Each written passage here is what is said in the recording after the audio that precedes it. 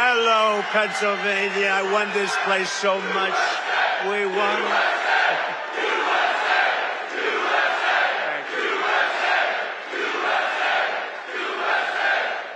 Well, I'm thrilled to be back in this incredible Commonwealth with the proud, hard-working patriots of Lehigh Valley.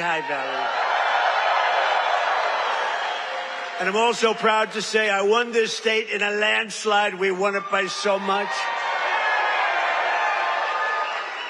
And remember, I had the couple of little statements, too big to rig. Make it too big to rig, because these people cheat like hell. They cheat like hell, but we won it by a lot, and maybe we should run again. Should we run one more time? I'd like to do that. But I got more votes than any candidate in the history of Pennsylvania. Can you believe that, Bo? You would have gotten more. And today I'm especially honored to be here in the place that builds some of the toughest vehicles on the road, Mack Trucks. Mack Trucks is doing a great job. We have all of the Mack people, the chairman. We have the whole group of here, all the leaders, the big guys. They're trying to get a contract for 15,000 trucks. 15,000. I said, that's a lot. I said, how many are you looking for? 10, 15? No, 15,000, sir. That's a lot of trucks. For more than 100 years, this legendary company has been making trucks right here in eastern Pennsylvania, building the heavy-duty machinery that keeps our economy rolling, our factories moving, and our industries roaring all across the nation.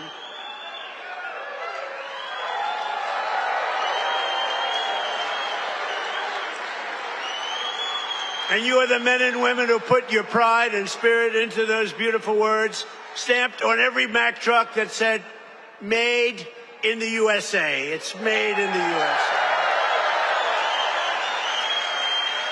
And I want to especially thank the president of Mack Trucks, Stephen Roy, who I just met, who's a great guy, a great patriot, very Republican, too, which I like. He's a very strong Republican. Stephen, where are you, Stephen? Stephen. We got to get a certain very talented congressman reelected. You know that. We got to get him. Where are you? Where are you, Mr. Congressman? We got to get you back in. Thank you, and thank you, Stephen.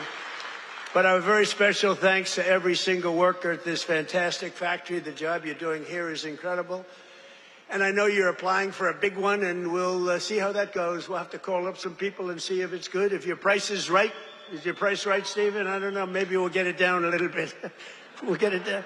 15,000 trucks. That's a lot of trucks.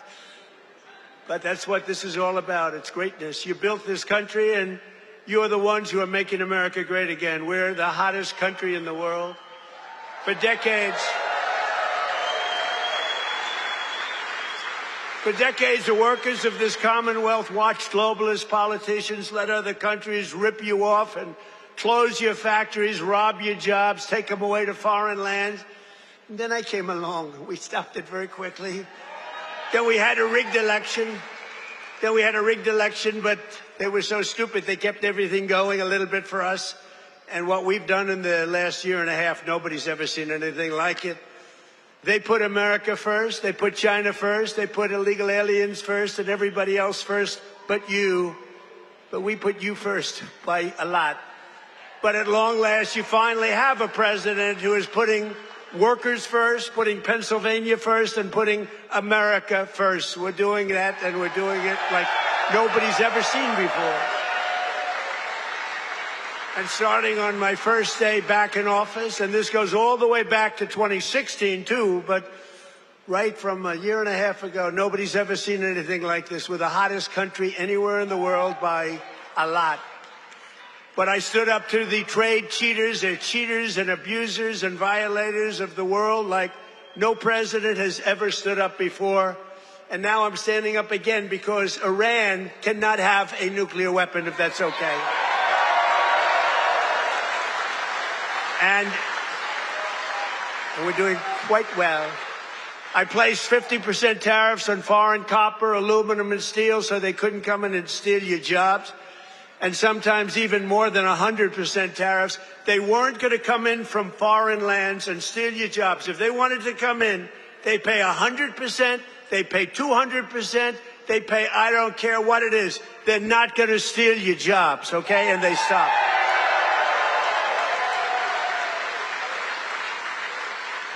And right now we have more factories being built, and I mean car factories, AI factories, factories of every type, than we've ever had in the history of our country by 3 times. That's because they didn't want to pay the tariff. How don't you pay a tariff? You build your factory here and you hire American workers. It's quite simple, actually. But as you know, I placed a 25% tariff on foreign automobiles, and very importantly, I posed a 25% tariff on medium and heavy-duty trucks so that Mack Truck could do very well with its factory in Pennsylvania. But all American roads will be filled with American trucks very shortly. Very few people are able to compete with us anymore. They used to rip us off. It was like we were a bunch of babies. American labor worked with us, too. I just met the head of your unions, and they've been terrific. They work with us, and they're fair. They treated us good. Maybe we can negotiate a little bit tougher. Where the hell are the union guys? Those guys are great. They're great. There they are. I want to just say hello. We gotta make sure you vote for our congressman here. I'm not doing this for my health. Right? Muser. We even have Muser here. That's right. Within a single year of taking office, I slashed trade deficit with China by the largest amount in the history of trade. And we, by the way, have the biggest trade deficit cut in the history of our country, 67%. Think of this. We had a trade deficit. We cut our trade deficit. If you're a president and you cut it by 1%, they say, oh, you're doing a great job. 2%, you're a genius. I cut it by 67%. That's why you have all of these factories being built. And they'll soon be opening. They're already opening. But when those factories are opening, I don't know what you're going to do. You're going to negotiate very good salaries, that I can tell you, because they need you. In many ways, they need you more than you need them. American exports to the rest of the world are up by $150 billion. You hear that, Bo? It's not bad. You got to wrestle a long way to make that. Bo is going to have to win a lot of tournaments to have to make that money. Think of it, $150 billion up. We never had that. We always have losses. We take in much more than we send out. Now we're up $150 billion, and that's nothing, because when all these factories are opening up, Mr. Senator, another great one, what a great senator you have. Did you fight hard? David, did you fight hard? He was with me at, I think, every stop. I said, where the hell is David? He's right there, sir. And he's working hard, and he's a great guy, and he's working very hard for you. But a short time ago, we were a dead country. We were laughed at all over the world. We were a dead country. People were laughing. They were saying, what the hell happened to that country? The king of Saudi Arabia said it 2 years ago. I was over there. He said, you know, sir, 2 years ago you were a dead country, and now you're the hottest country anywhere in the world. It's true. And we're hotter now than we were then.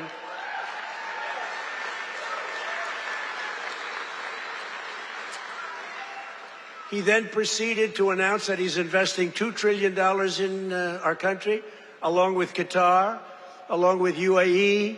Bahrain is investing, Kuwait's investing, but countries from all over the world, they're all investing in the United States. 2 years ago, they wouldn't even think of it. They thought we were finished. When I went to China 2 weeks ago, I met with President Xi, and we greeted each other, and he looked at me and said, man, do you move fast. Because they thought they had us, but now it's really the opposite. We are doing numbers that nobody's ever seen before, so it's great. It's good. We had a great meeting.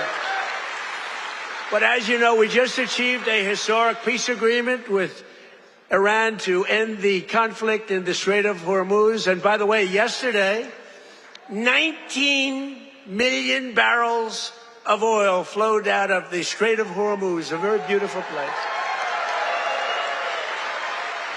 That's the most That's the most oil in the history of the Strait. No, it's never been any, you've never seen anything like that. It's called an oil gusher. And most importantly, we are ensuring one thing very importantly, because this is why I did it. I did it for this reason, 99% for this. Iran will never have a nuclear weapon, and they've agreed to that. But remember, this wasn't easy. We had 47 years worth of presidents and other people, other countries too. We're not the only one that never did anything. They were the bully of the Middle East. And now we're leaving Iran with no Navy, no Air Force, no anti-aircraft, no missile capability, no nuclear program. We're leaving them without any nuclear capacity, and they've agreed to that. And we're getting along quite well, although if you read the fake news, you never know. Think of it, the fake news. They have no army, they have no navy, they have no air force, they have no anti-aircraft. We can fly over Tehran just at will. Nobody going to do anything to us.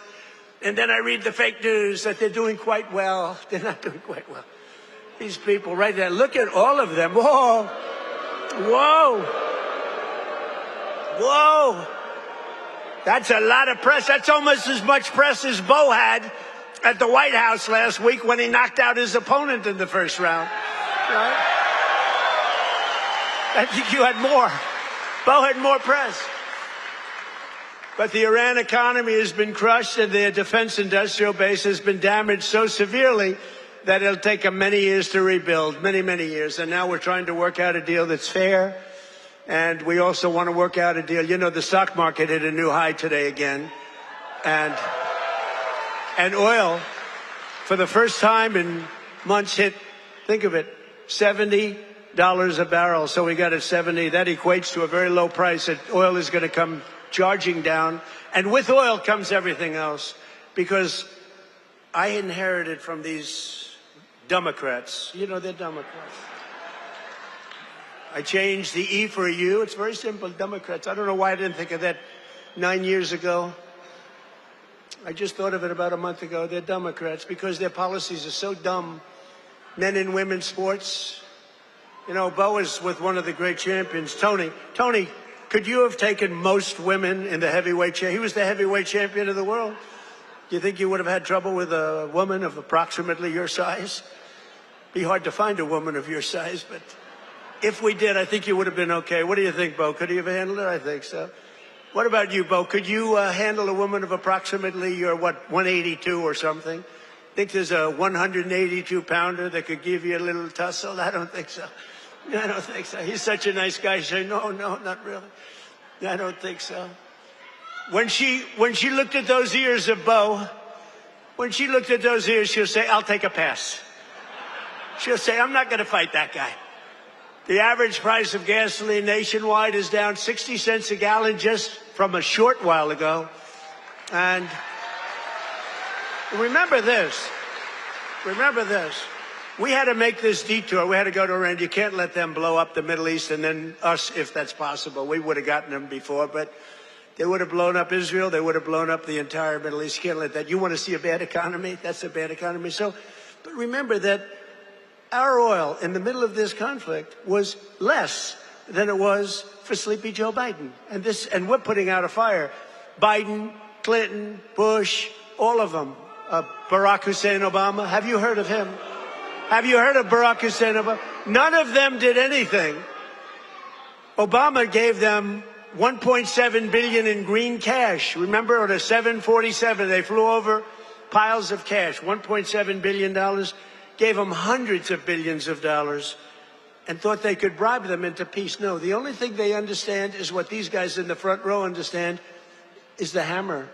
Because if you look at what we did to their nuclear capacity with those beautiful B-2 bombers, that was truly a hammer. In fact, we named it a hammer, Operation Hammer.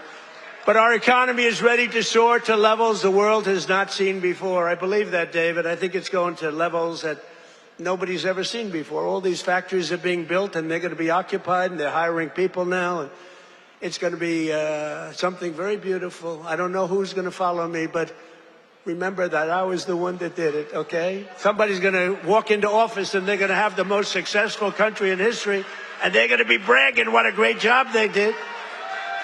Now, we did it. In 4 long years of the crooked Joe Biden administration, they got less than $1 trillion of new investments. So think of it, Crooked Joe.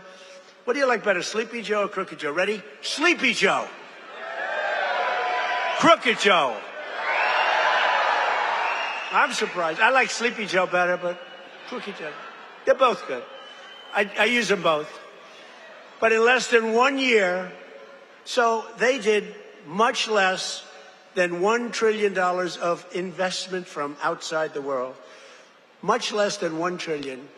We just have the final. We had 11 months at 18, but we just got the final. $19.1 trillion in 12 months. Can you believe it?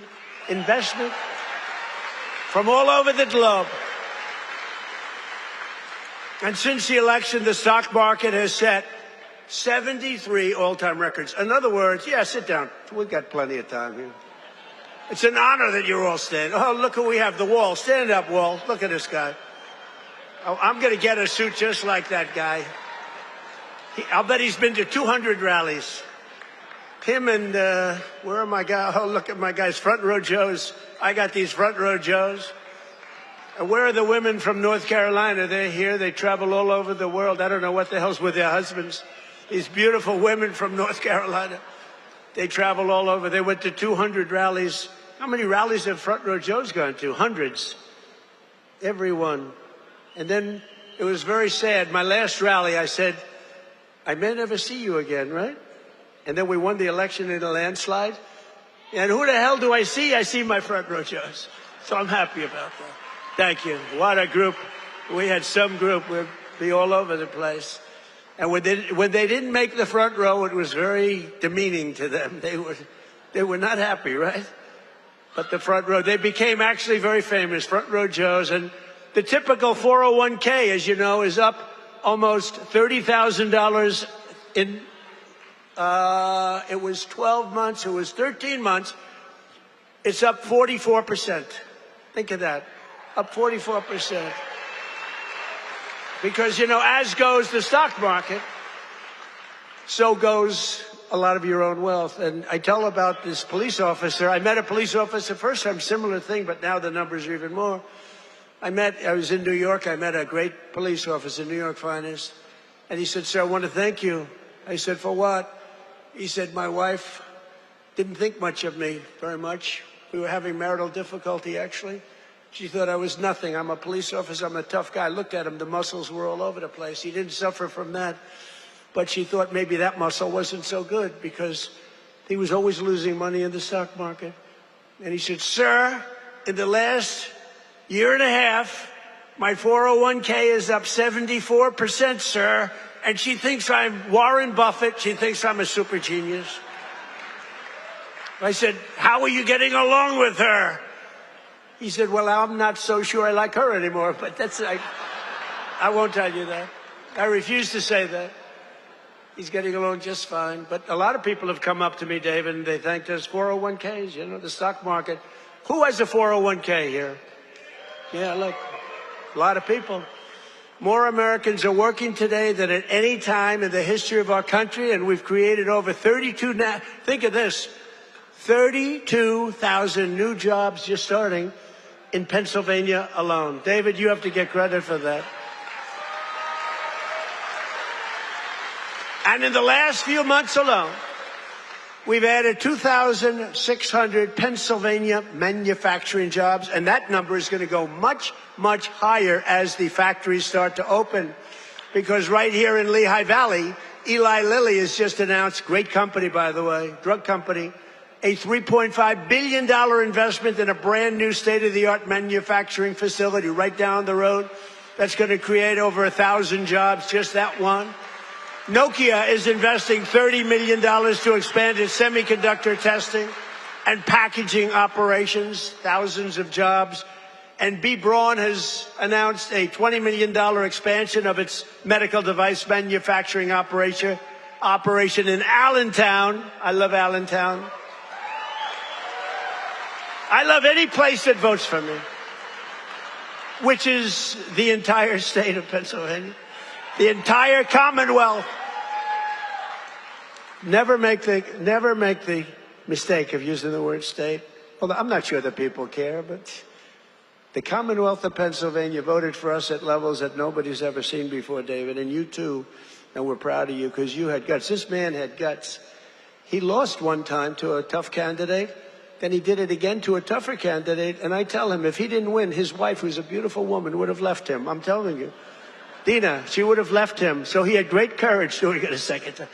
He was a very successful guy. He ran. Stand up, David. She would have left. I was so worried because he's a friend of mine, and that was a tough race. You know, he was running against a guy 24 years, and his father was in for like 30 years. That's a long time, and he had to beat him knowing the pressure. Let's go pressure, knowing his wife was gone if he didn't make it. She was gone 100%. But he's married actually to a terrific woman. She probably would have stayed. I'm not 100% sure. And last year I saved a great American company, U.S. Steel, and we're keeping its headquarters in Pennsylvania where it belongs. And $17 billion has been invested by a great company in saving U.S. Steel. They were gone. I think they were closed up and they were ready to go. And now they're building factories like nobody's ever seen. They're expanding the operations and building a couple of brand new steel plants. They're up to over $17 billion, which is a lot more than they even told us, because they've fallen in love with this Commonwealth. They've fallen in love with your whole area, the people. I think they've fallen in love with the people more than anything else is what they told me, because they've done more than they said they would. And thanks to our great Republican majorities in Congress, last 4th of July, I proudly signed the largest tax cuts in American history. We gave you the biggest tax cuts in American history. Not bad. Not bad. We delivered no tax on tips, no tax on overtime, and no tax on Social Security for our great Pennsylvania seniors. No tax. And our tax cuts are projected to boost take-home pay for Pennsylvanians by an average of more than $10,000 a year per household. Think of it. Not bad. That alone should win us the midterms. We got to win the Muser. We got to win the midterms. Muser's another great guy. Stand up, Muser. Been with me forever. He was thinking about running for governor. I think he would have won, but he was thinking about running for governor. And I said, I want you to stay in Congress. I want you to stay. And we appreciate it. You've done a great job. But always remember, every single Democrat in Congress voted against our tax cuts. So think of it. All of those tax cuts and many more, they want to raise your taxes, not lower them. They voted against tax cuts. You know, all my life, I sort of been political in that I found it very interesting. I was a very successful real estate person, but I love watching politics. And my whole life I've watched politicians say, we will cut your taxes, we will cut. I never heard these people say, we will raise your taxes. This country has gotten very strange politically, especially with all the communists that are up for election. You know, you have communists. These aren't socialists. These are communists. And they're all up. How about the guy in Maine? He's got the Nazi stickers. He's got the whole deal. And they're trying to say so for 8 years, 10 years, they said Trump is a Nazi. Now they can't say that anymore because they have a guy with a tattoo on his chest. It's unbelievable. But they voted against no tax on Social Security. They voted against no tax on tips. They voted against no tax on overtime. And if they got into office, you will have all of those taxes and all of that money that you're saving, including the big savings on Social Security. It's going to all be terminated. You're going to have to start paying it. They want to pay it. I don't know what's wrong with these people. They voted in favor of the estate tax or the death tax on your farms and your businesses. You know, farmers and small business people, they love their children. If they love them, it's great. Most of the people love them. Some can't stand. I know people that can't stand their kids. They're not going to leave them 10 cents. But if you love your child, you want to leave your farm, especially from these farmers, it's born in them somehow. They want to have their children on the farm. The children don't want to leave, but sometimes they're They're land rich and cash poor. You know, I've known that expression too. I've oftentimes been land rich and cash poor. It's not a good period of time. And you die and you have a estate and they tax you at 40, 50, 60%. And they end up losing their farm, losing their small business. And in many cases, you don't read about this, they commit suicide. They actually go out and commit suicide because they're forced off their farm by a bank. They have to go out and borrow money from a bank. And they're forced to go out, borrow the money. They're unable to pay the loan. And the bank, even if it's a nice bank, they give them a chance, they give them another chance, and then they ultimately foreclose. They lose everything. And in many cases, they commit suicide. And I said, we're not going to have that crap go on. So you have no estate tax to pay on your small farm, small business, on your farms, your businesses. And you can, if you love your children, you can leave your farm or your small business to your child, and they're not going to lose it. If you don't love your children, then don't listen to what I'm saying, because it doesn't matter. If you don't like them, don't leave them anything. The hell with them. They probably deserve it. But think of it, the Democrats voted against the border wall. The border wall gave us the safest border. We have the safest border now in the history of the country. They voted against voter ID. You know why they voted against voter ID? Because they want to cheat. There's only one reason, Mr. Wall, right? Correct. Where do I get that suit? One day, I don't know if it's very presidential. I'm going to walk up in a suit with the design of the wall on it. I don't know. What do you think? I already have a lot. You know, I have a very elegant wife, and she says, darling, please, please, don't dance. It's not presidential. I said, but the people love it when I dance at them. And she said, please, please, the men and women's sports, please don't do the weightlifting thing. And don't do the swimming thing. You know, the weightlifter where he goes up and the record stood for years and years and years. And this young lady, she's trying out for the Olympics and she's going to do it. And the record stood for 19 years. And they put an eighth of an ounce on one side, an eighth of an ounce on the other. They have to understand, Melania, who's now a movie star, she got the #1. Can you believe she hit big with a boom? That's not good. There can only be one star in a family. Please remember that. But they put a little eighth, like a feather on one side, a little bit, just to break the record. The parents are sitting right there where Big Bo is. He's a nasty guy. That punch he threw, ay, ay, ay. Got to be very nice to Bo. I got to be very nice. Got to make sure he's never angry at me. But she said her parents are right there in the front, and they're so proud. The father's not so proud because he knows she's not going to do it. Because she's a woman. It's a lot of weight. The mother, though, is screaming, darling, I love you. Do it. And she gets over the weights, and she stands. And then she gets him, and she gets him. And the mother's screaming, darling, I love you, darling. And the father's looking, saying she has no chance. And she's like this, you see, drops him. And she's like devastated for the rest of her life. And then a guy comes along who transitioned. That's the term. I've gotten very good at that term. I used to take a lot of heat for my definition of the movement over. But he transitioned. He was a poor, very poor, bottom of the line, male weightlifter. But now he's a female weightlifter. And he looked at the amount. I think it was like 210 pounds or something like that. Well, that's a lot for a woman, but not that much for a man. You could do it with one hand. And he goes, looks down at the weight.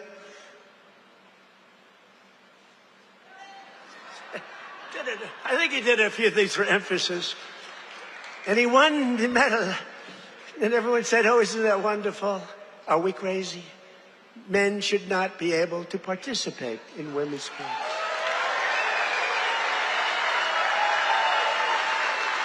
Right? That's a 99% issue.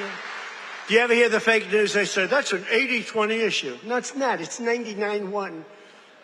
You know, I've been doing politics now for 10 years. Not that long, considering I've won 3 elections, you know, so it does. But we did great in the second one. It was a rigged deal. But pretty short. But with all of that, And all of the time I spend speaking to people, they say, sir, could you cut taxes on this? Could you get me a tax deduction on a car loan? I did that. By the way, I did that.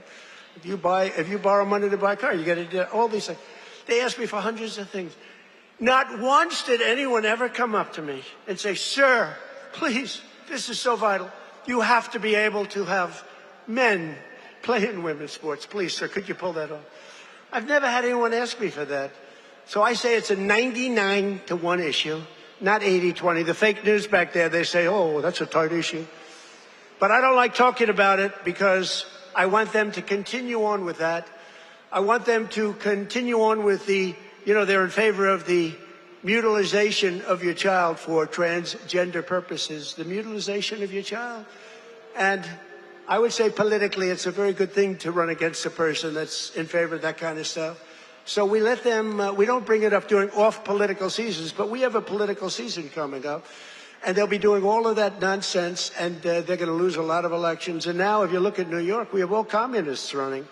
They're all excited. They're going to win their primaries, but I can't imagine they can beat a normal Republican. So I think it's a good thing, Musa. What do you think? I think it's a good thing. Wouldn't you like to run against somebody like that? Well, Shapiro's not that much better, to be honest with you, but I won't say. They're all being forced. They're all being forced. A guy like Shapiro, he's going to be forced to the left. Otherwise, he's not going to get the nomination. But they voted against proof of citizenship. Think of it. We'd like to have proof of citizenship. You walk into the voting booth. Would it be okay, sir, if I looked at your citizenship? How dare you ask me for my citizenship?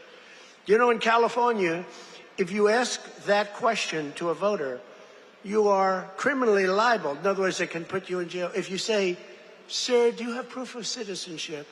They put you in jail if they ask that question. You're not allowed to ask that. Did you know that? It's the craziest thing I've ever seen going on. Hey, did they screw the kid, Pratt?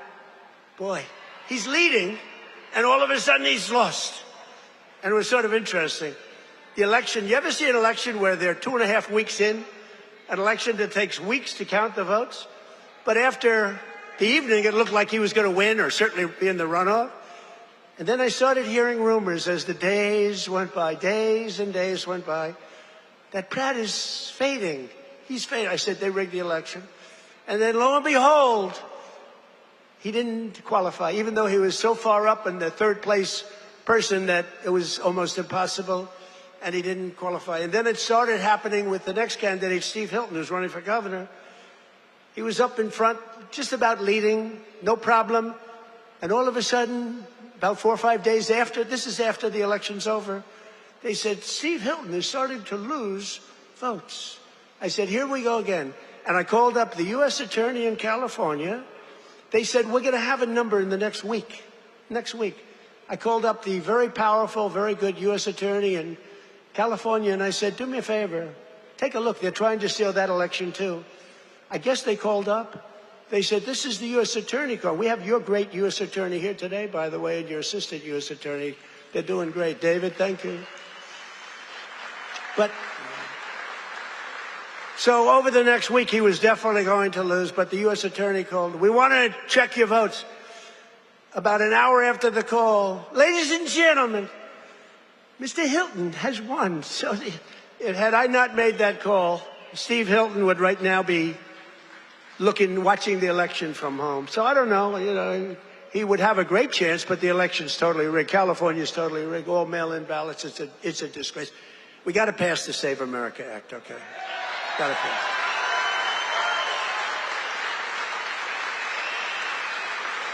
You got to pass Save America, you, McGee. Look at these guys. What love. A friend of mine is a very big real estate developer, but he's got a problem with speaking in front of crowds. He chokes, he chokes like a dog. He said, how do you do it? I say, it's easy because there's so much love in the room. There's so much unbelievable love. It's easy to do, No, he's got this tremendous fear of speaking. He said, the guy's a major player. Most of you have heard of him.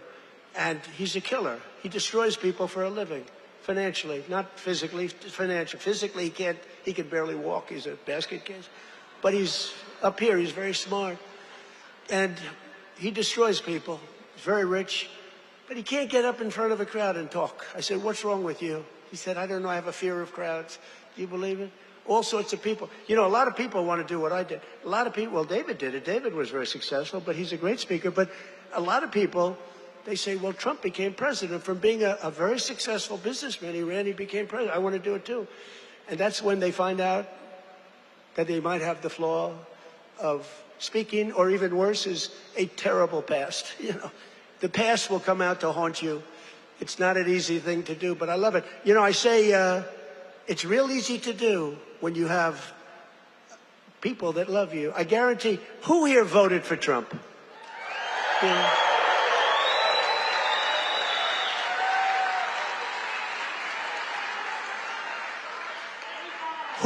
Who didn't? Well, this is dangerous, so don't raise your hand. Think you're going to be cute, because you might be in big problem. Then they'll blame me for causing problems. Who did not vote for Trump? Young man, he wants to be. He's a young man. He thinks he's being cute. As he gets pounded on. Now he just said, no, I did. I was the first. He said, I'm the first in line. But the Democrats voted in favor of Iran having a nuclear weapon, and they voted against military spending. But I overrode that. Let me tell you, if the Democrats get in, your 15,000 trucks that Mr. Roy is looking to get are dead. They're not going to have 15,000. They're not going to have 15 trucks. They'll be back to the number I originally guessed, right? How many are you making? 15? 15,000 trucks will be down to nothing, zero. And they'll make you put electric on it, you know, electric, so that when you're in the middle of a jungle someplace and you need a charge, where's my charging booth? As opposed to carrying a nice tank of diesel on your back, throwing it in and taking off, right? Where's my charging booth, they'll be saying. They created the strongest military in history, and you see that with Venezuela, one-day operation, like, great. Good army. And now we're making a lot of money with Venezuela, and Venezuela is doing great also. It's a happy country now. But it took us exactly 48 minutes to win that war. We have the greatest military in the world, 48 minutes. And we've paid for the cost of the war, where do you hear this? 28 times already. More, but 28 times. So the cost of the war, we've already, because we brought millions of barrels of oil out, and we're getting along great. The people running it, they're our people, they're great people. And the people are happy in the country. They have smiles, they were miserable, they were starving. But they have a lot of oil under that ground. You know how you find oil in Venezuela? Just look at the ground. You'll see oil bubbling up. They have so much oil, they don't know what to do with it, but they had a bad system. They're making more money now for the country than they've ever made before, and we're making a lot of money too. But also Iran, we knocked them out. 1 week, it was essentially militarily over. Much bigger country, 91 million people. And much different ideology. The ideology of the Muslims is slightly different than the ideology of the Catholics. We have the Catholics and the Muslims, slightly different. But Venezuela's been great, and Iran's been great. I mean, you know, if Iran's reasonable, if they're smart, otherwise we'll have to finish the job, which will take about maybe less than a week. But they're going to be okay, I think. They're going to do what they have to do because we want to have it done. But they voted against lower energy prices, the Democrats did, and then they went on to create the highest energy prices that we've ever had in the history of our country. People don't realize that. Much higher than ours during a war. They had the highest inflation in history. The highest inflation in history. They say 48 years, but that's sort of history as far as I'm concerned. And they were absolutely terrible on affordability. Remember, I got here, my first day, the fake news is screaming at me, what about affordability? I'm only here 1 day. Remember, eggs were up about 5 times higher than they ever were. And we have prices are coming down right now at levels that you've never seen. And now with oil crashing, you're going to see something really amazing. And to top everything else, they let 25 million people into our country, many of them criminals and thugs and people from mental institutions and drug dealers. They even let 11,888 murderers into our country. Murderers, 11,888, more than 50% of which have killed more than one person. And I've gotten the worst of them out. We've gotten them out, Tom Homan and our whole group of people.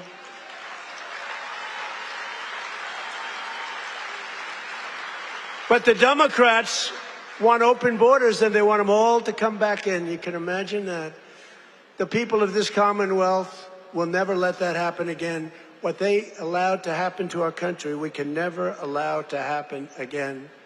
As an example, the war with Russia and Ukraine would have never, ever started if I were president. We can never let elections get rigged again. But we're pleased to be joined today by one of those Pennsylvanians who's benefiting from the historic tax cuts, Sergeant Sam Elias, with the Bethlehem Police Department, who's a great guy. Ooh, they know him. Sam works the night patrol so that he can help his wife take care of their 6 beautiful children during the day. And I'm told their youngest is named Melania. Can you believe that? They named Melania. Where did you come up with that one? After our great First Lady. So Sam is taking home thousands of dollars extra because of no tax on overtime. And Sam, do you want to come up and say a few words? Come on up. Come on up, Sam.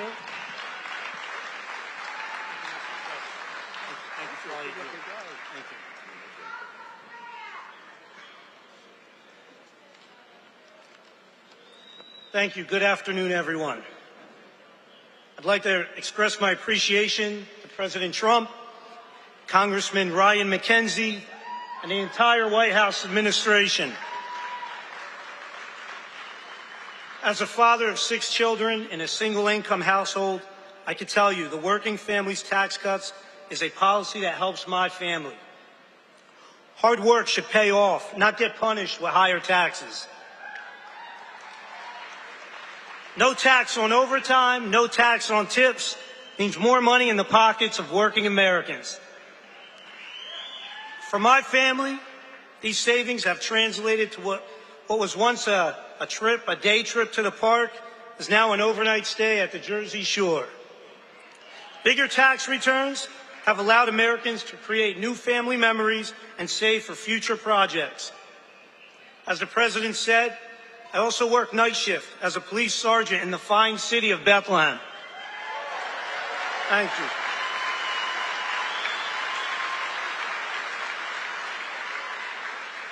A shortage in police recruitment has left our department depleted of officers. Our officers get called out for overtime to cover these shortages. Some pay periods, officers are working over 40 hours of overtime. That's why I'm grateful for no tax on overtime. Thank you, Mr. President.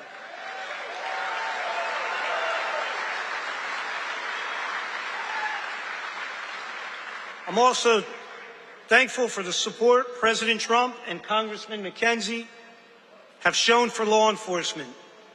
You understand that communities thrive when we invest in public safety.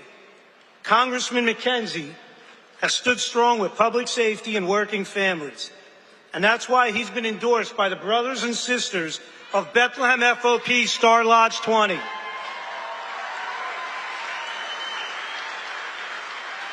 Congressman McKenzie has been on the front lines in supporting public safety. He secured $700,000 for the Bethlehem Police Department for much-needed technology and equipment upgrades at our police department, along with bringing home $1.6 million in funding for volunteer firehouses and infrastructure. Thank you, Congressman.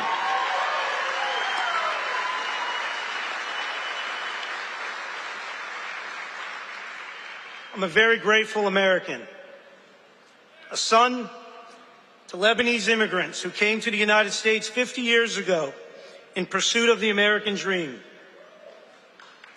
My 80-year-old father is here with me today.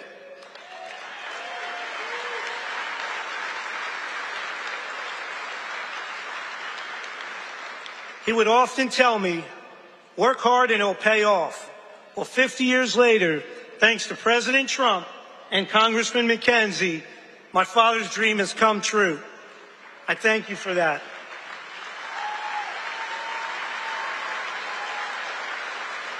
Thank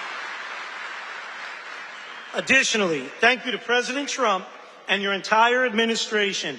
After more than 50 years, the Lebanese people finally have an American ally who advocates for a sovereign and independent Lebanon governed by the Lebanese people. Thank you for that. Mr. President, you have the support of almost 20 million Lebanese people worldwide.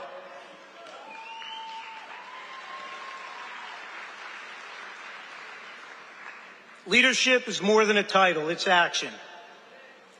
I'm grateful for the actions coming from President Trump and Congressman Ryan McKenzie. Your actions have prioritized the American dream. Less taxes, safer communities, and America First policies. I thank you, President Trump. Happy belated birthday. And happy birthday to the United States of America. Thank you and God bless. Thank you, Mr. President.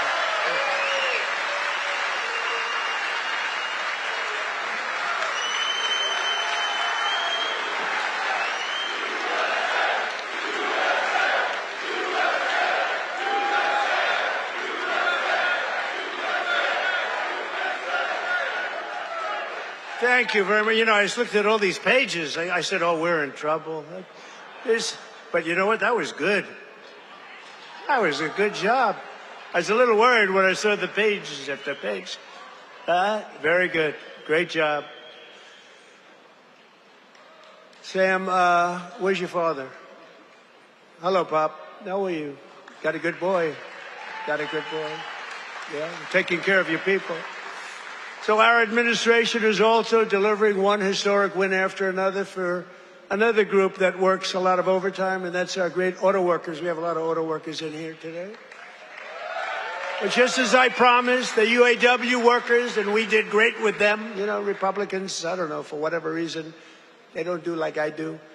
But in the campaign, I ended Biden's insane electric vehicle mandate, that crazy mandate, which meant that in a short while, all cars had to be all electric, and many of them would be built in China and others in foreign countries all over the world. That's what was going to happen, and I stopped that. I ended it in my first week in office. I ran on it. And you know what? If you like electric cars, I think that's great. I wouldn't say Elon was thrilled with what I did, but he understood that. But if you like electric cars, I think it's great, but you have to have the right to buy a regular, I mean, we have more gasoline than any country anywhere in the world if you want to have gas. If you want to have a hybrid, you can have whatever the hell you want, including electric. But I terminated Biden's disastrous fuel emission standards that would have crushed Mack trucks. Mr. Roy, your company would be crushed if I didn't do that. You wouldn't be bidding on anything, neither would anybody else.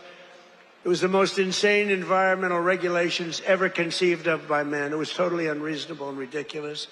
And you can sell trucks for much less money that are now much better trucks that work, that actually work.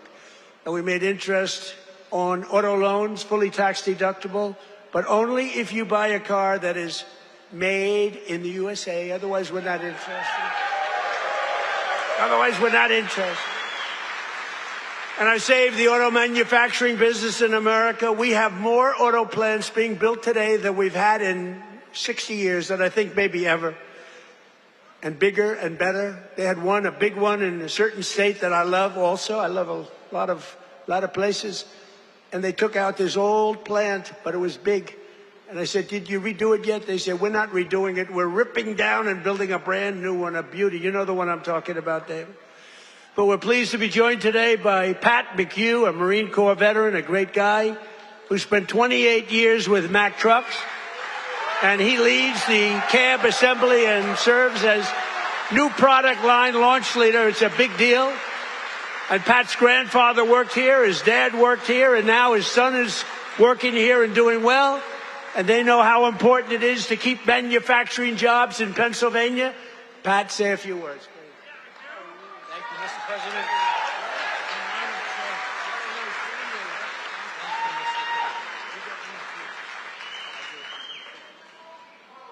Wow. Good afternoon, Mr. President.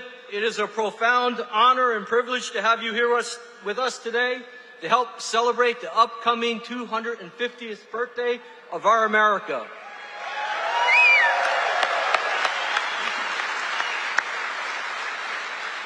and most recently, our 125th anniversary of building Mack trucks.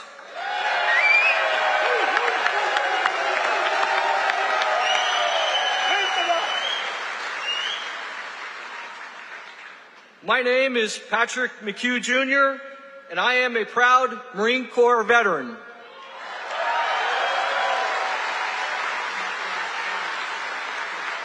In addition to that, though, I am an even prouder Mack truck employee.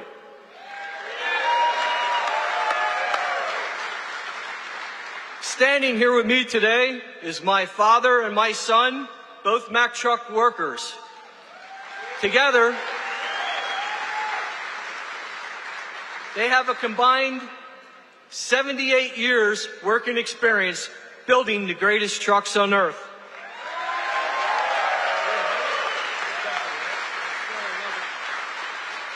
You can say Mack Trucks runs in our blood. At Mack Trucks, we work hard to build the trucks that help build America. And we are proud that those trucks are built in the United States of America.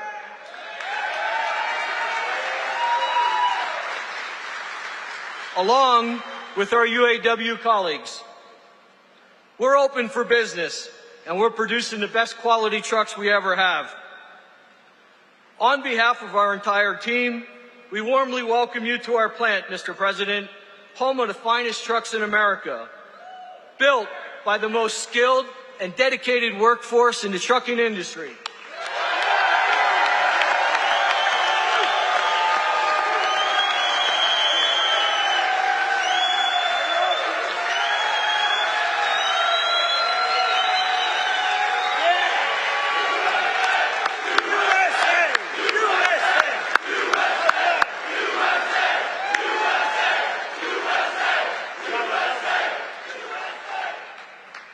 So, Mr. President, I want to say thank you for choosing to highlight Mack Trucks on your visit today, and thank you for supporting our American workforce.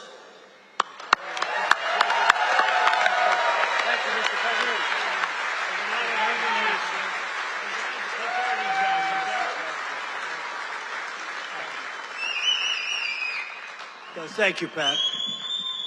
That's a good family. That's a great family. Great people. They're proud of your company. I want to also thank two people, very special people, because I know them and I know what they do, and it's not easy, but they've done a great job. David Durgan and Timothy Herzog of the UAW committee. Where are you guys? Thank you.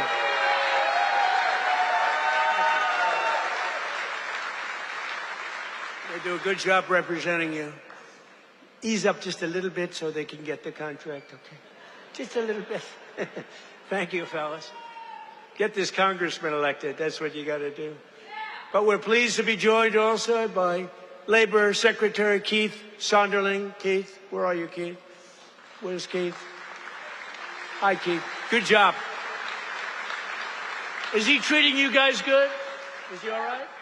He better treat you good. A very special guy, somebody that everybody wanted. I have to tell you, everybody wanted him. He's some person. He was actually an astronaut. He went out, he made a lot of money because he's smart.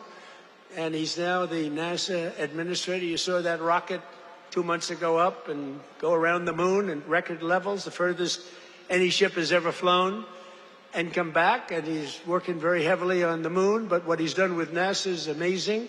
And he's a very special person and a brilliant one, Jared Isaacman. Jared, thank you.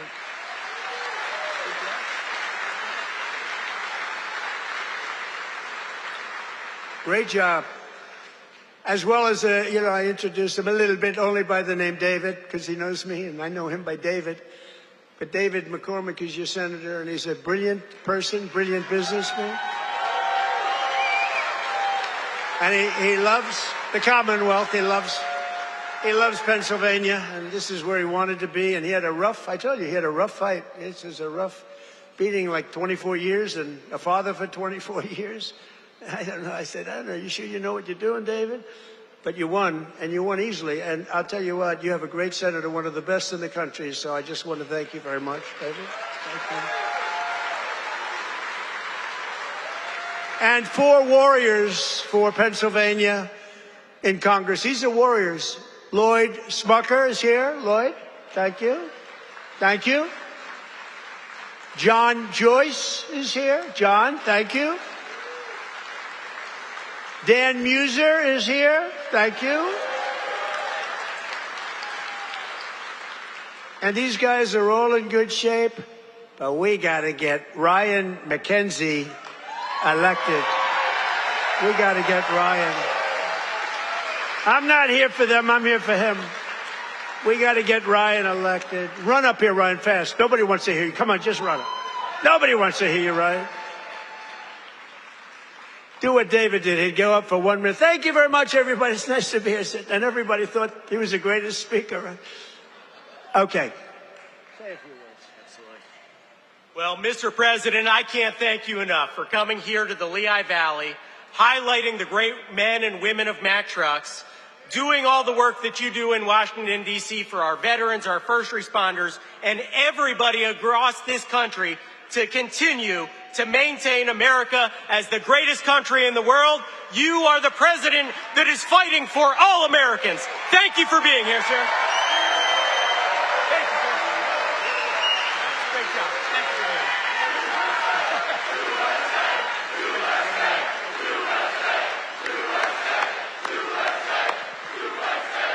That's great. Wow, that's great. He learned something from you, David, huh? That's great. We also have one of the greatest writers anywhere in the country who knows more about the Commonwealth and Pennsylvania, I think, than anybody. She's a terrific person. Right from the beginning, she said Trump is going to win, therefore I like her. She said Trump is going to win in 2015. In fact, she wrote an article in 2014. She said this guy Trump should run.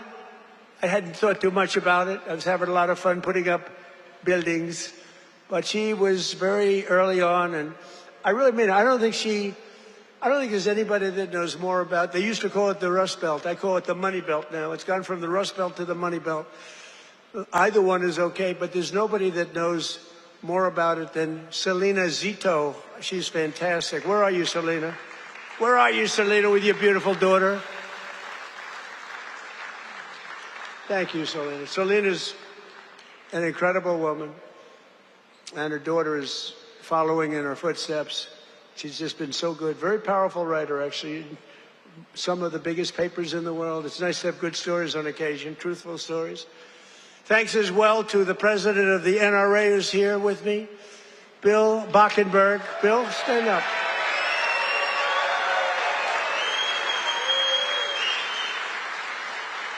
And they always give me their endorsement because I saved the Second Amendment, and you think it's easy. On occasion, it was not easy, right, Bill? But we did it. We did it with your help. And we're doing a couple of other things, working with you and your people. But I think you've done a fantastic job. The NRA, everybody, they really have been. They've been with me right from the beginning. And Bill asked me, would I support the national right to carry legislation? How do you feel about national right to carry?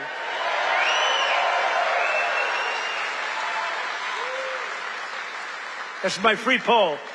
You know what that is? That's a free poll. I don't have to pay $300,000 to somebody that doesn't even do polling, you know, to give you phony numbers.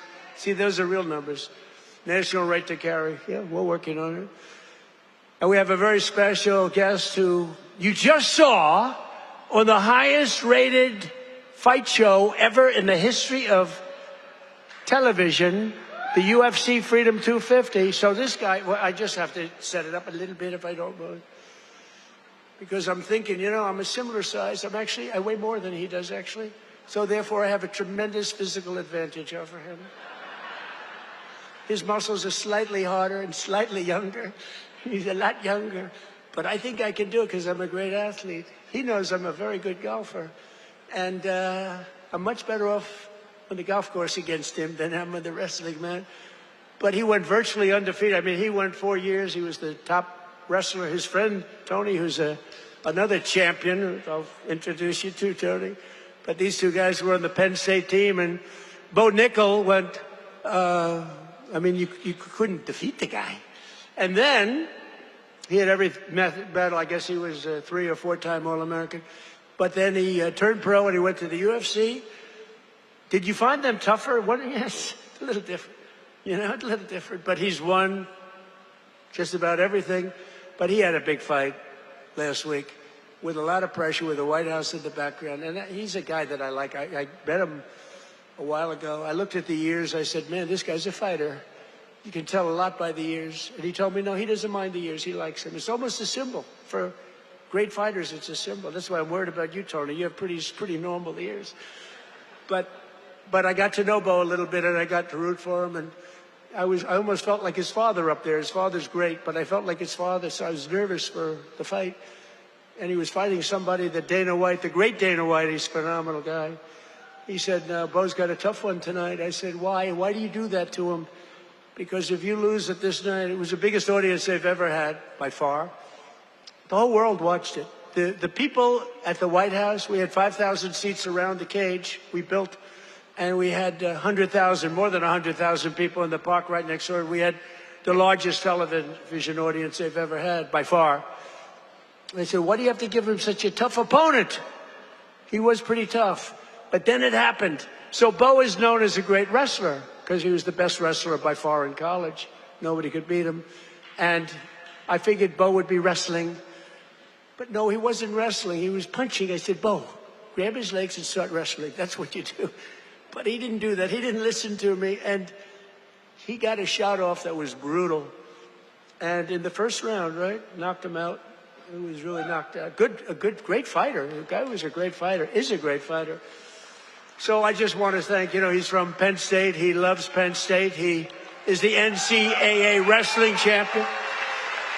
And just fantastic. And his friend, and you probably know, is also, I think you were roommates, right? That's a tough room. I wouldn't want to fight these two guys. Let's go pick on those two guys. I don't think so. But he was the heavyweight. And he lost a lot of weight. He weighed 35, 40 pounds. I asked him, how much did you wrestle? About 40 pounds heavier. In other words, you want to live, right? You decide to lose it. But he was also the champion, NCAA champion, and his name is Anthony Cassar. So come up here, fellas, because I want to just ask the audience a question. Come here. Come here, Bo. So here's my question. If I work out for the next couple of months, really work hard, lifting those weights, and really, really work, could I beat Bo or Anthony in wrestling? You're very disloyal. You're very disloyal. Say a couple of words about your fight. Thank you. Appreciate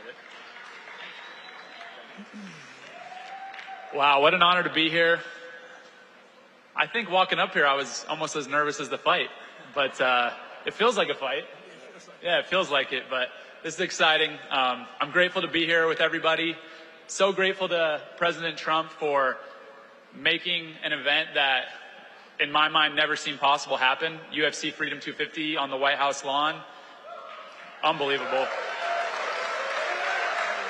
I don't think there are too many presidents that have the courage to do something like that, and, just so unbelievable. For me, both my parents were high school teachers. My dad was a wrestling coach. My grandpa was a wrestling coach, and I grew up around sports and just competing from 5 years old. And so to be able to do something like that is a dream come true. And it's just through hard work, effort, discipline, and a lot of time in the wrestling room, a lot of time in the cage that I was able to do that. And that's really because America is the land of opportunity. And if you set your mind to something and you feel passionate about what you do, you can accomplish anything. And thank you. I don't want to take too much time, but I want to tell a quick story about the first time I met President Trump. It was in 2019 at the White House, and our team and I won the Nationals, the NCAAs, and at Penn State we are. Let's go. And we were given the opportunity to meet President Trump, and it was really special because he took a lot of extra time to talk with us as wrestlers. I think he respected the wrestlers a lot, and I told him that when I'm done wrestling, I was going to fight. And he asked me if I needed a manager. And I thought that he has better things to do than that. But really since then, I feel like we've had a special connection that I'm extremely grateful for. And, you know, fast forward 7 years, I'm fighting on the White House lawn, and I turn and look at my corner, and President Trump is right next to him.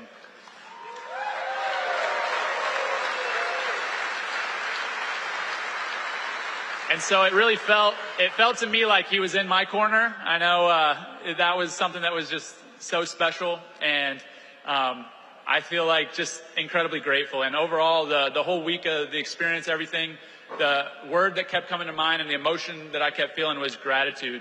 And I'm grateful for President Trump, grateful for all my friends and family and supporters, and I'm grateful to be an American, and it's the best country on earth, and God bless you all.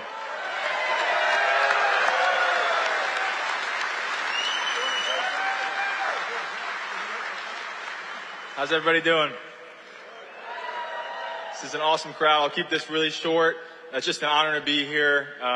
Bo and I have been roommates since our freshman year at Penn State and never could have imagined this, but it's an honor to support Mr. President, this great nation, and the American workers that build the foundation of the United States of America. So as a small business owner, real estate investor, I just want to thank President Trump for the big, beautiful bill, all he's done for small business owners. And most importantly, I pray that God will continue to bless him and guide him to lead this great nation. And God bless all of us. Thank you.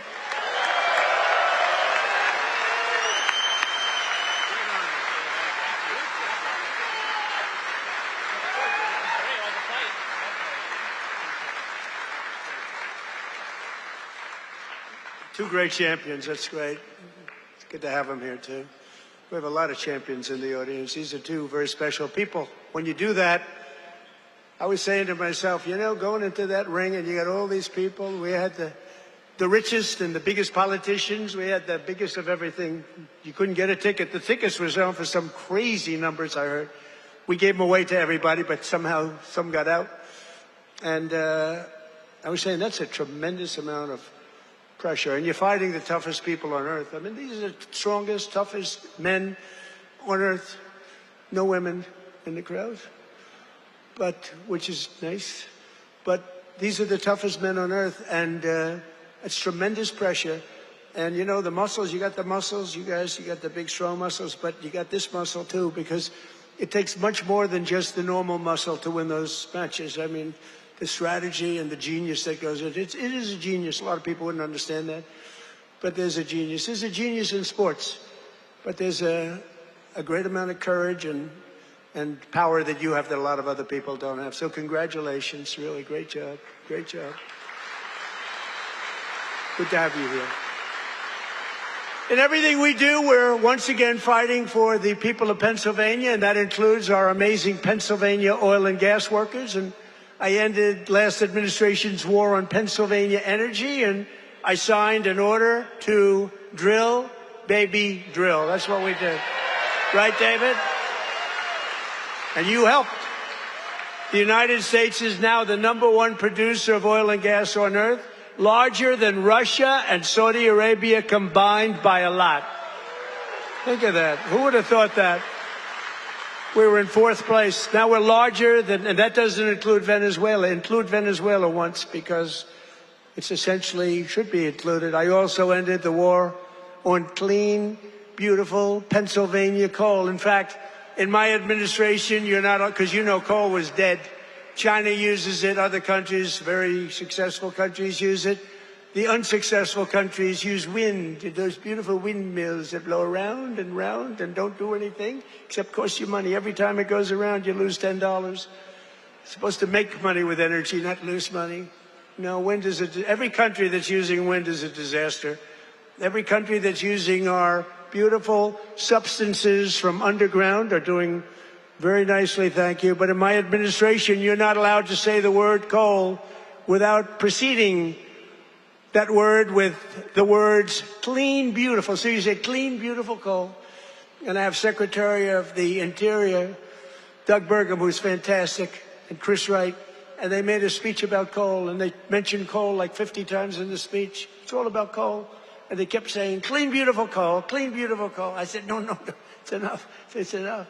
But we're not allowed to use the word coal without saying, because what they can do with coal today is amazing. It is clean. It is beautiful. They can clean it. And it's a very powerful form of energy. And if you look at China, they're building 57 coal plants throughout, big monster plants all over their country. And then we're not supposed to do that? No, we're doing that. Clean, beautiful coal. We've invested over $1 billion to save dozens of coal mines. We've saved them. They were ready to close, and some had closed. And more than 100 coal power plants, including the Keystone and the Conemaugh generating stations, right here in Pennsylvania, as you know, are really moving now and employing a lot of people. They were all getting ready to close up. They were essentially closed. We're working hard to lower the cost for all consumers, and we want powerful energy. Under my administration, the most favored nation agreements on drug prices that we just did are delivering the largest prescription drug price cuts in history, with numbers like 400, 500, and even a 600% reduction from where it was. Think of that.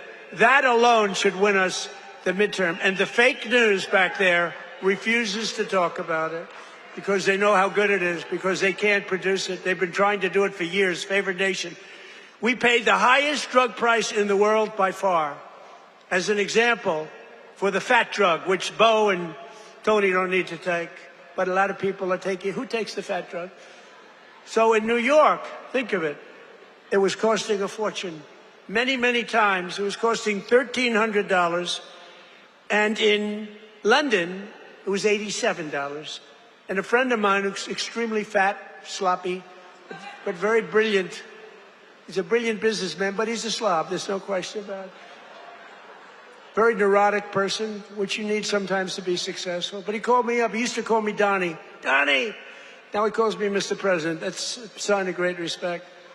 But he said, President, I just came over here and I bought, I won't say Ozempic or whatever the hell it was, but I bought the fat drug. I said, I didn't know you used it because it's not working. And I used him as, he's begging me not to use his name, so I won't. But he's a very successful guy. He's actually a pretty well-known guy, brilliant business guy, worth a lot of money. And he checked. He just, he said, well, how come in London I just sent out and I'm paying $87, and in New York I'm paying $1,300? I said, because that's the way the prices are rigged.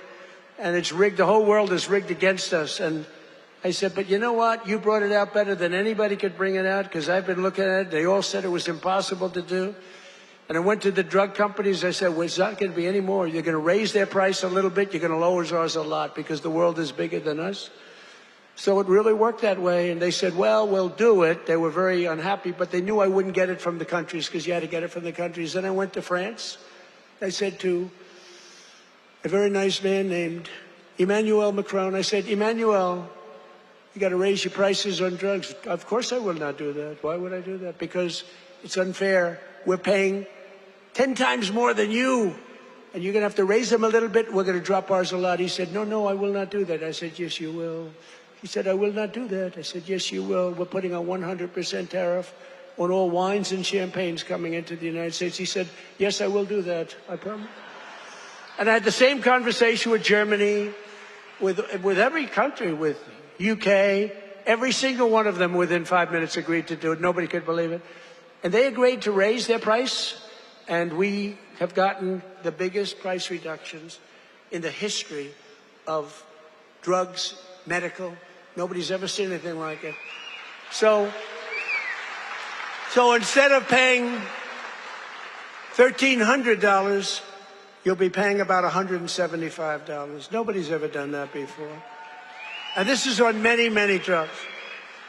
A pill that sells for $10 in London and selling for $150 in Texas, or any place, it's all the same in the United States. They basically discriminated. So now instead of $10, it goes to $20, because again, the world is a big place. And we would bring ours down to 20, from like 150 down to 20. This is the kind of price reductions you're getting. Go to Trump.com, by the way. And I didn't name it. That was Bobby Kennedy that did it with Dr. Oz. Everyone thinks I named it. I did not name it. But that site is through the roof. And These are the biggest price reductions in the history of our country for anything having to do with drugs, prescription medicine. So that alone should win the midterms. And there's a real chance that they would end it because they're totally controlled by these foreign countries, the Democrats. So starting next week, weight loss drugs will be available for just $50. Think of that. For seniors who previously had to pay $1,200, $1,300, $1,400, couldn't pay it. Think of that. Now, they don't want to write. Look, they turn the cameras off when I talk about it because they don't want good stuff for us, because they don't want us to win elections. And why, I don't know. Why they want to have people pouring into our country, why they want to have high taxes, why they want to have all of these problems that took place over the last 4 years of the last administration, one of the worst administrations in history. But the other ones wouldn't be much better because they have all of these crazy policies. They've gone communist. But just over 1 year ago, we inherited the worst border in history, but I quickly turned it into the most secure border in the history of our country by far. Almost nobody is able to get in. And in the past 13 months, and this is a chart kept by generally Democrat people, in the past 13 months, 0 illegal aliens have been admitted into the United States. Think of that. 0. And even I find that hard to believe, but it's 0. I mean, they'd love to have it be high, but we can't do that. We have a country, and we're going to run it well. We don't want to have prisons released into our... Some of these countries were emptying their prisons into the United States of America through the southern border. Prison population. Some of the countries had no prison population left. You know what that saves them? Some of them had no mental institutions. The mental institutions were taken. All of those people were taken to our southern border and allowed to just walk freely into our country under Sleepy Joe Biden and his group of thugs, their group of real thugs. Weaponization, that's all they're good at, weaponization and cheating on elections. In 2025, we achieved the largest drop in the murder rate ever recorded in the history of our country, despite the fact that we haven't gotten all of these criminals out of our country. We had the lowest since 1900, that's 125 years ago.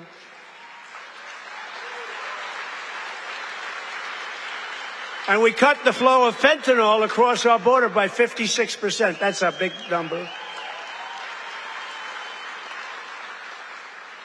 And we cut the flow of illegal drugs coming in by water, coming in by ocean or sea. We cut it by 97%. 97%.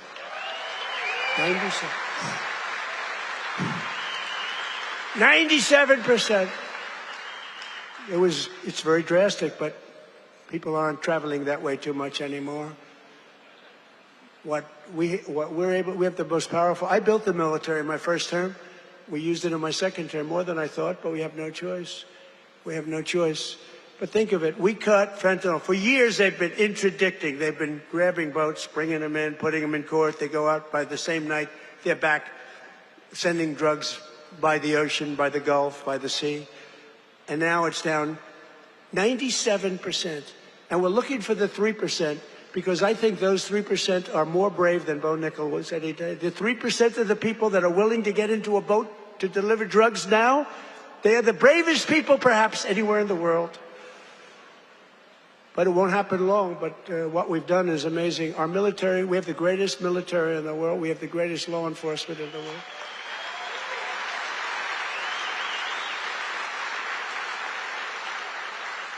And we have the highest number of recruiting. So a year and a half ago, it was headlines. Nobody wanted to join the military, the Army, Navy, Marine. Nobody wanted to join any of them. Air Force. Space Force, I love Space Force. Coast Guard, nobody wanted to join any of the military. They had tremendous recruitment problems. And even it carried over to the police. You have great police here. The police and the fire departments. Nobody wanted to do anything with the name America, anything with the uniform.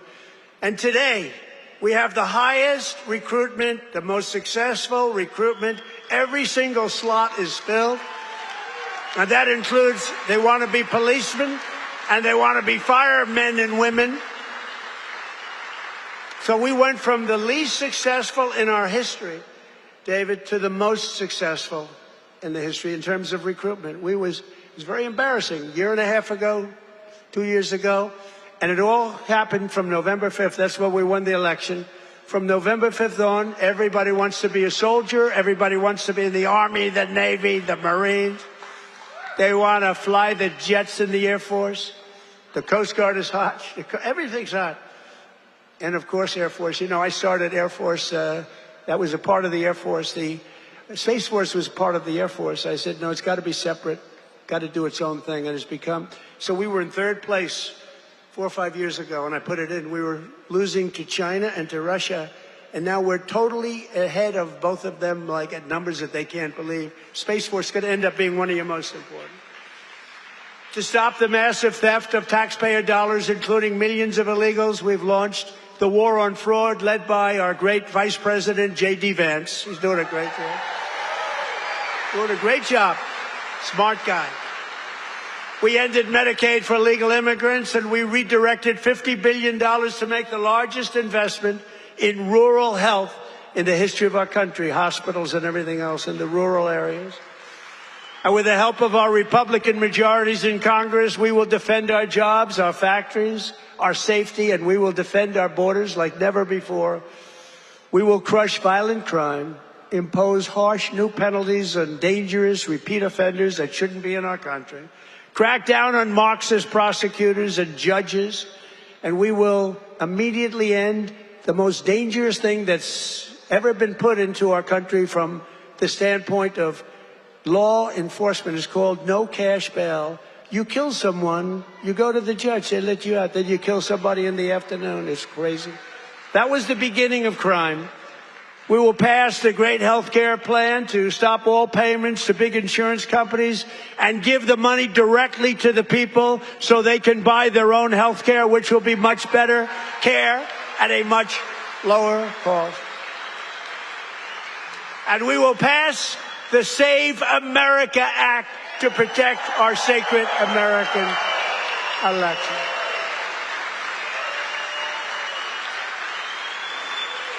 And in the Save America Act, it's very simple. All voters must show a photo, voter ID. Very nice. May we see a picture, please? All voters must provide proof of citizenship. And there will be no mail-in ballots except for illness, disability, military deployment, or travel. And we will also, in that same bill, enshrine in permanent law no men in women's sports and no transgender surgery for our children. So together with the help of patriots throughout Pennsylvania and all across the land, we will make America powerful again. We will make America wealthy again. We will make America healthy again. It's all happening. It's all happening. We will make America strong again. We will make America proud again. We will make America safe again. And we will make America great again. Thank you very much. Thank you. Thank you, Pennsylvania.